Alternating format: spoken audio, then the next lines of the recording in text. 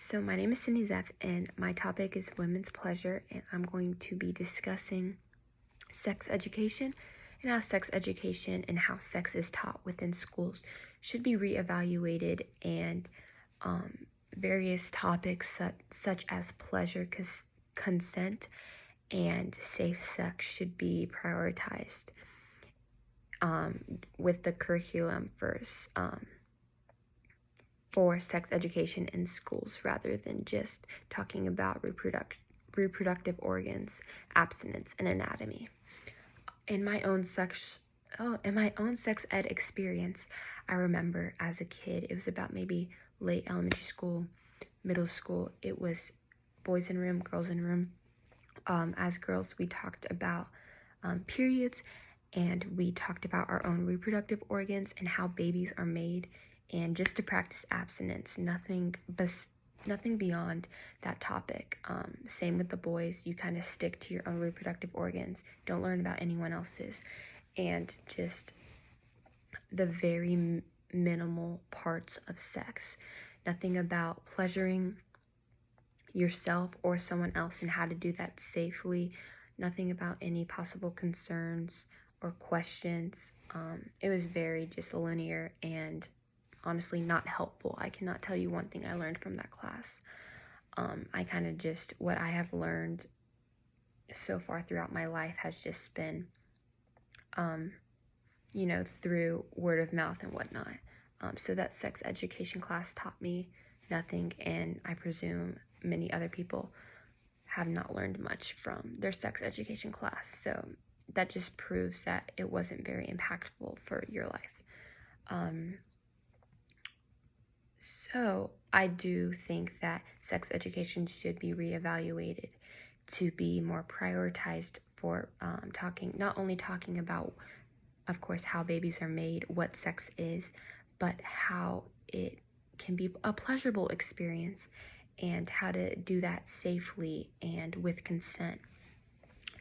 And so in an article, PlannedParenthood.org, titled That 8-Letter Word, Including Pleasure in Sex Education, the author writes how a pleasure-based sex education should be taught in schools. A comprehensive sex education emphasizes sexual activity should be pleasure-focused.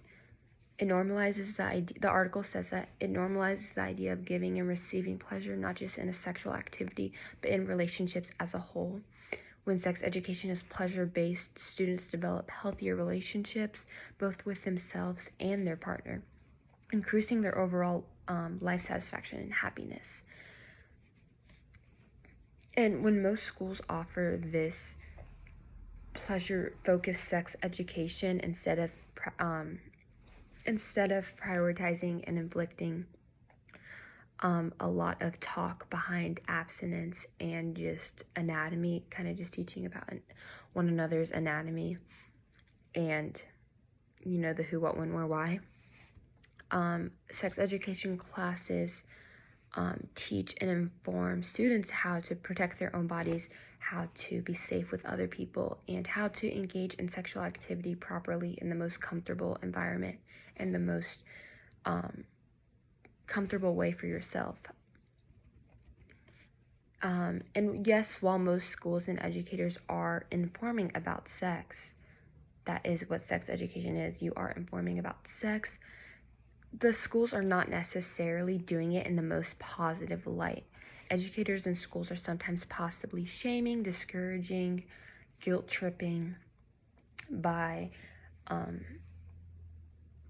the way that they are talking and using examples and informing students, and they're just not doing it in a way that can show that sex is pleasurable and sex is not a taboo thing that you cannot ever do and ever touch or do whatever. It should be sex should be talked about in a very positive light. And it shouldn't be discouraging, and it shouldn't be a shy thing and an uncomfortable thing to discuss with your partner or your friend or whomever. And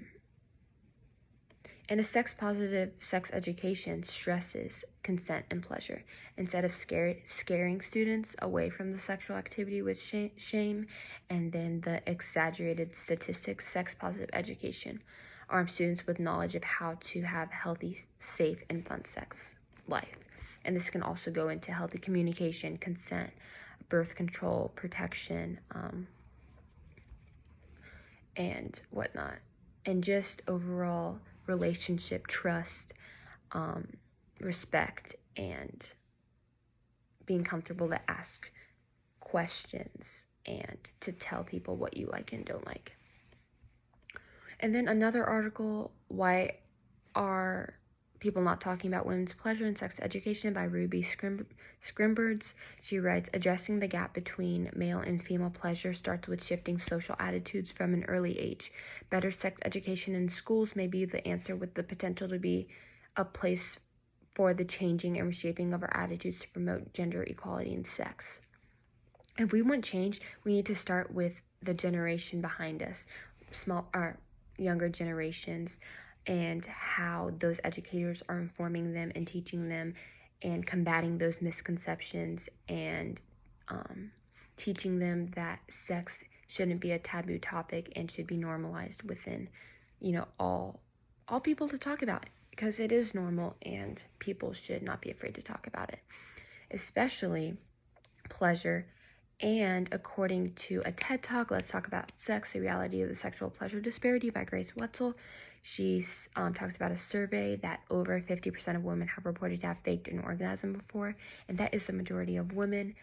And that just shows that women are trained from those young ages, from starting in those sex education classes and through media and films and the internet, that men's pleasure comes first ahead of their own during sex. And that is not right. And those sex education classes should be teaching sex between partners, that it should be equal and not one partner should be dominated and prioritized than the other. Sex should be normalized, specifically pleasure. It should be taught in a positive light within schools. There should be no shame, guilt, and it should be very comfortable to express your needs, wants, dislikes, likes, and overall equality within men and women's pleasure. Thank you.